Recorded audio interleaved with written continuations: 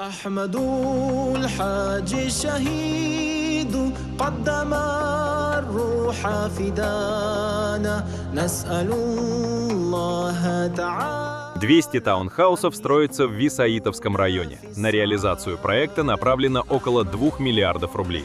Помимо жилой застройки ведется строительство мечетей и медресе, а также обустройство 2 парков. Строительство ведется в рамках поручения главы Чеченской Республики, Героя России Рамзана Ахматовича Кадырова. Проект предусматривает все условия для комфортного проживания: отдельный вход, прилегающую территорию и парковочное место для каждого дома. Финансирование осуществляет региональный общественный фонд имени первого президента Чеченской Республики, Героя России Ахмата Хаджи Кадырова. В настоящее время на объектах ведутся внутренние отделочные работы, монтаж инженерных коммуникаций и благоустройство территории.